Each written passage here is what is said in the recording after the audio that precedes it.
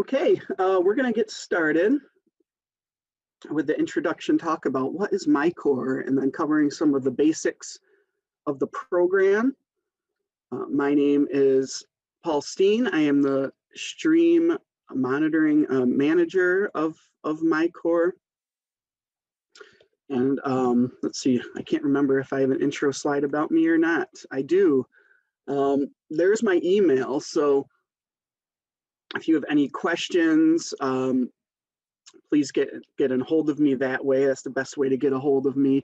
If you have any questions today, as we go through these presentations, the Q&A button there on your Zoom panel is how you ask us questions. So everyone's otherwise muted. So that's how we're gonna handle questions.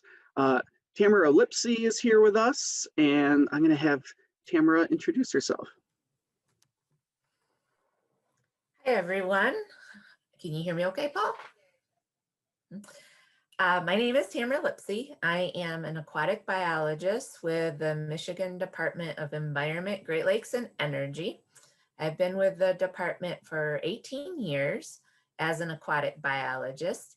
And this year I took on the role of being the Eagle representative for the MiCorps programs. Many of you may have known Marcy Noel-Wilmus, and she is still with our department, but she has some different responsibilities. So I was asked to come aboard, and I was happy to do so. I really enjoy working with all of the volunteers. I enjoy going out with you and just seeing your enthusiasm for protecting our water quality in Michigan. So I am always available for questions if you have them. And later today, I'll be teaching you some the macroinvertebrates identification. Also in the call, but in the background today is Joe Lattimore, and Joe is our program administrator. She's kind of the glue that keeps everybody together in MiCorps.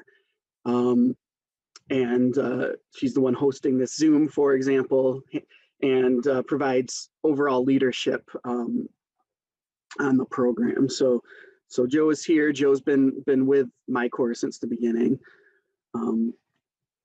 So hopefully you get a chance to meet all of us in person someday. So in terms of what it takes to run a stream monitoring program, there's a variety of components, and the goal is to try to cover most of those today. So this isn't really the agenda, but it's more like, what are those different pieces of MiCorps that you need to know about in order to run a successful program? So right now, we're going to just talk about kind of the general intro, and then I'm going to walk you through a event at the end of this presentation that shows what a MiCorps monitoring event even looks like. At 10:30, my colleague Jason Frenzel will be coming on to talk about the volunteer side, finding, engaging, training volunteers.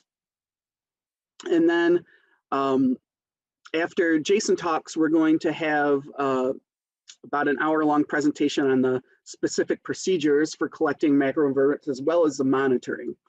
And then at 1 o'clock after lunch, Tamara is going to talk about how to identify macroinvertebrates. Of course, there's a huge component that goes beyond just the actual collection of the data, and that's how to manage your data and your results. Something like that level of a topic is something that you never stop learning on. We can't really cover it today.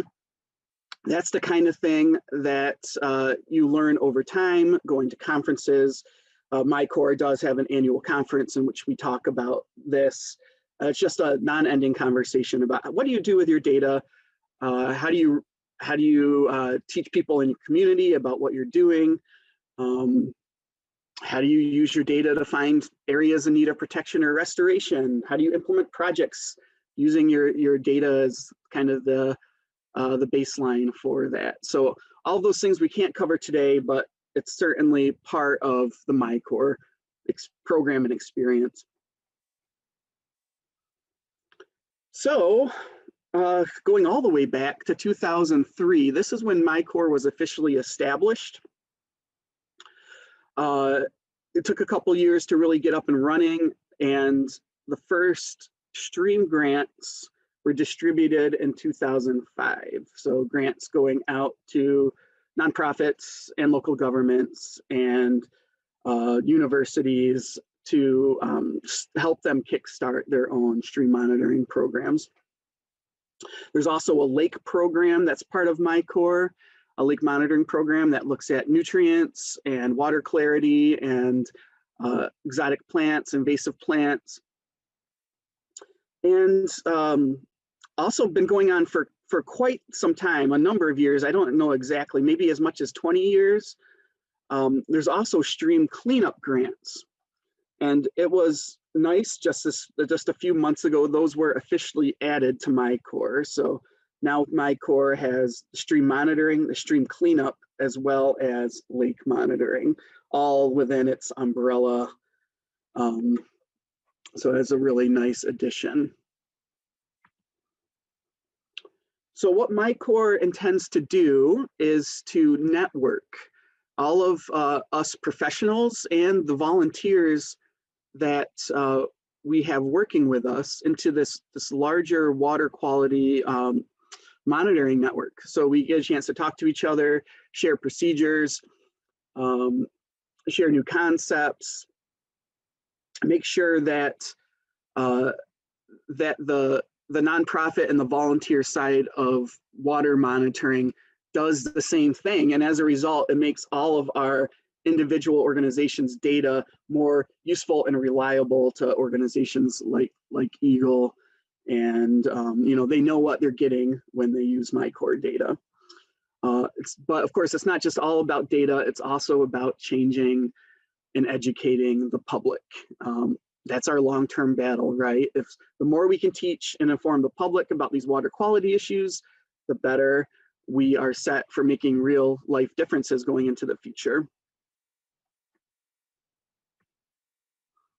So MiCorps is a program of the Department of Environment, Great Lakes, and Energy, Eagle. But it's a team. There's a contract that Michigan State University holds. Myself, with the Huron River Watershed Council, I'm a subcontractor under that contract, and then helping run the Lakes program is Michigan Lakes and Streams Association. So the four of those organizations listed there are kind of the primary partners and leadership of making MiCorps run day to day.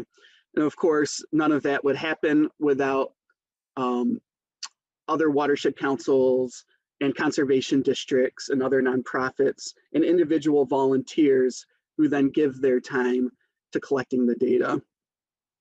MiCorps has those three program pillars that I mentioned, the monitoring program for streams, the cleanup for streams, as well as the CLMP, the Lakes program. Underneath that, we have all these things that support those programs and make it happen, like our online database, the trainings like the one we're doing today, our conference. Lots of little things that all add up to support those three pillars. So in terms of who's involved, every year it changes a little bit, but we are very close to 300 unique lakes enrolled in the Lakes program this year. I think. I'm not as involved in the lake program as I used to be, but I think it's very close to that. Sometimes those are groups of people that work together on a lake. Sometimes it just might be an individual on a lake who does all the monitoring. We also have, this year we have about 6 local governments who are working on cleanup grants. Altogether, if you look through the entire history of the program, we have about 50 local governments who have gotten a cleanup grant. And as a stream monitoring group, this is something you should strongly consider. I mean, the cleanup and the monitoring go hand in hand, right?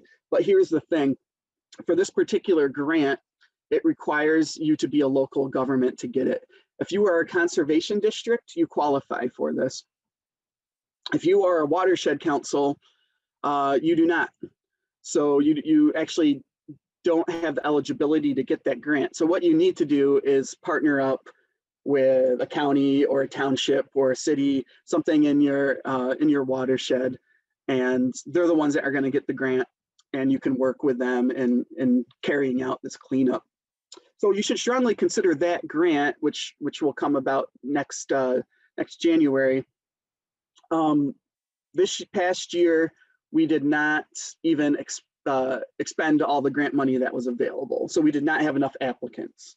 So at this point, hopefully that will change. But I mean, as far as you're concerned, you probably don't want that to change. You would like it to be not as competitive. So anyway, consider that there is money available to clean up trash, basically, in rivers. And then in terms of the stream monitoring, we have about 25 active groups now. They range all over the state. We don't have any active groups in the UP right now, though historically we have had several that are kind of working on getting going again. And I just list a few of the ones that are active and moving today, right here. So let's talk a little bit more about those grants that I mentioned. Altogether, there's $75,000 available each year for grants. That RFP is released in January. It will give you a month to put the application together. And then a month after that, they will be announced.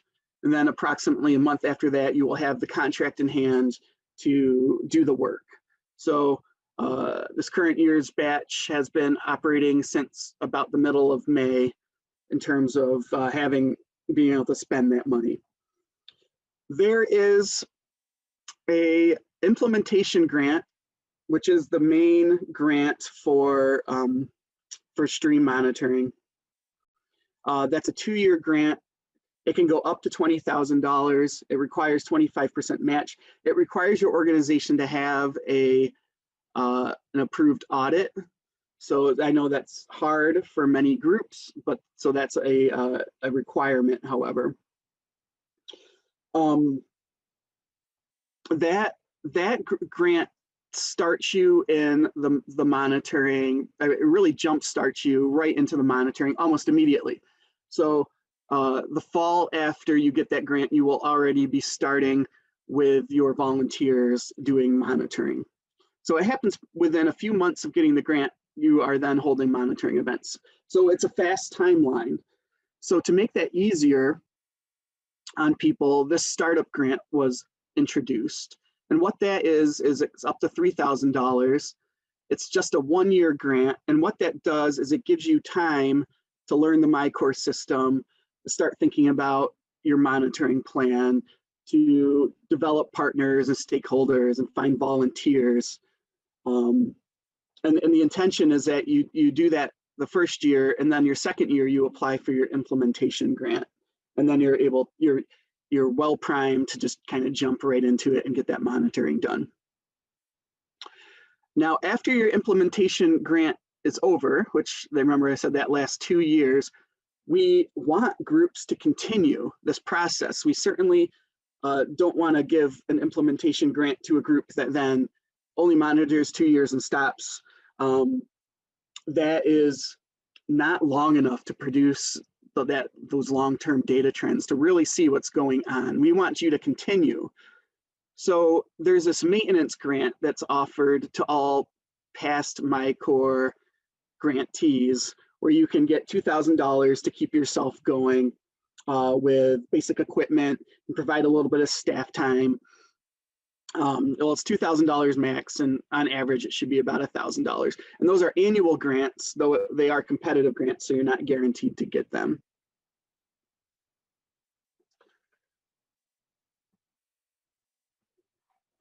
All right, I think I have time for a question. Yep, will this PowerPoint be made available? So, yes, question is, will this PowerPoint be made available? These are all being recorded, actually, and the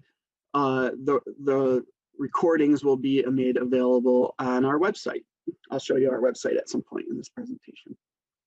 Now, we have these 3 different grant types. We also have this other grant type for the cleanup grants, which I'm not going to go into the details of that, but it's important to note that all of these grants have slightly different reporting requirements. They all have their own timelines. So I'm not going to go through the details for each of those, but if you are one of those new grantees this year, all of that information should be in the contract you got. It will say how often you need to report back to MiCorps with what you're doing. Those reports are all reimbursement based, so you need to be spending your money ahead of time, and then you will get a check to reimburse you. These reports require a financial piece, which is that Excel spreadsheet that shows your budget. It's just a in progress version of what you submitted for your proposal.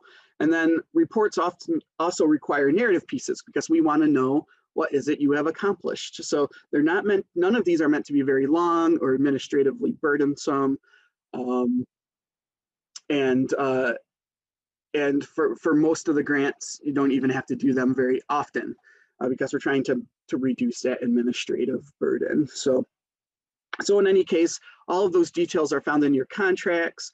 You can always email me and ask me questions if you're confused about anything, or if like any of these questions I have listed below, if you need answers for them. That's why I'm here. That's part of my job, is to help you most successfully complete your grants. So be in touch whenever you would like, and I'll get back to you as quick as I can.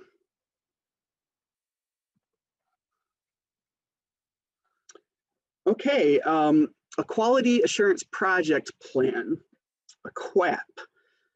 A QAP is something that we require monitoring groups to do. It's a large document that goes over your procedures. It goes over your sampling sites. It talks about certain data quality guidelines that you have to follow. And this is a normal document. If you've ever worked with Eagle, it's something that they require on pretty much any grant funded project. They want to make sure that you're following certain guidelines, and MiCorps is no different. If you have an implementation grant, and there's only one group this year that does, but those are the groups that are required to write a QAP. And the QAP is due prior to your first monitoring event. So that means that you'll be working on it over the summer. I don't think it would take you 3 months. I just listed July, August, September, because that's the timeline in which you will be thinking about it and doing it. And it's just the name itself makes it sound more intimidating than it really is, because what we have is all kinds of resources to help you accomplish writing this document. We have a very detailed guidance document on our website that basically goes through each part and gives sample language on the more complicated data specific pieces. So you can just take that sample language and transfer it directly over. We also have at this point about 20 QAPs on our website that other groups have written. So you can read through a couple of those. After you read a couple, you'll see how repetitive they are with each other, because we're all following the same procedures. And that can really ground you as to what a QAP is and what it requires. And then you'll, after you spend some time with the guidance document, spend some time looking at other people's, and you will be able to write your own.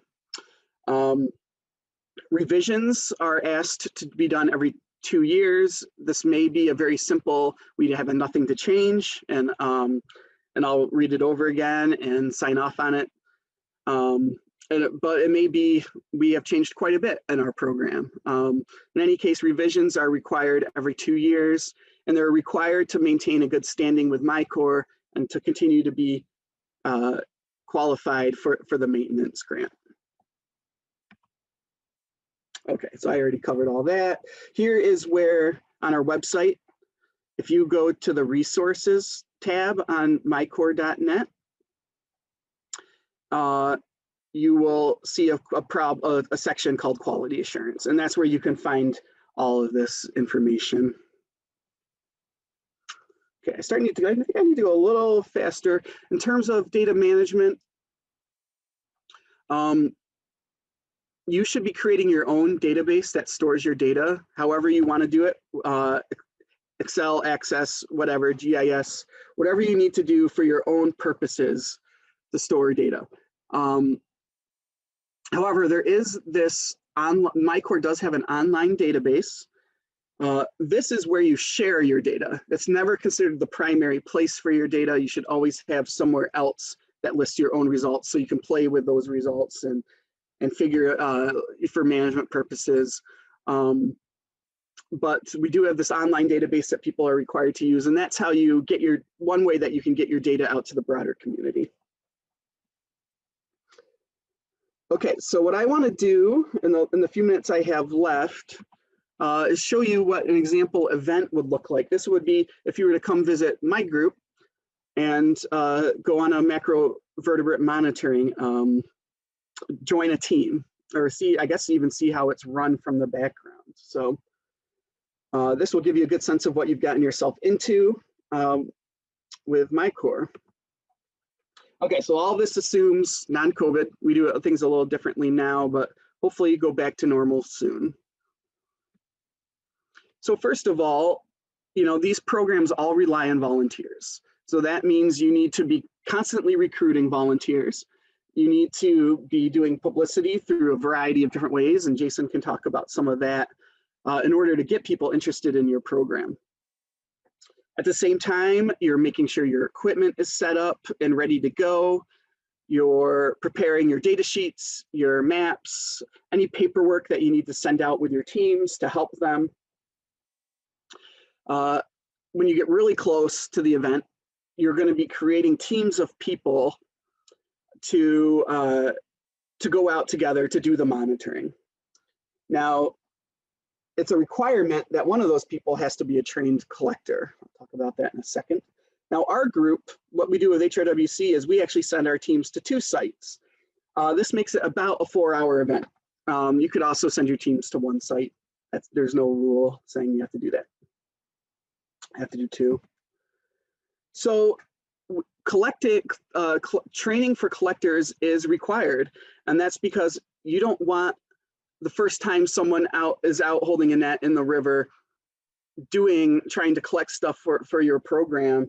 You don't want them to, that's the first time they've ever done it. They have to know what they're doing in order to get an accurate sample. So hold your collector training sometime prior to your event.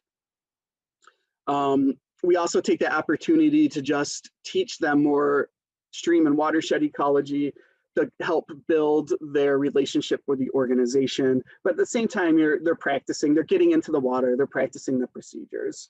And then we do have people retrain every 3 years to make sure that no bad habits crop up. We actually have a retraining video now that they can go through and make that easy on them. Just, remind them of how long they need to be in the water and all those little details that are easy to forget.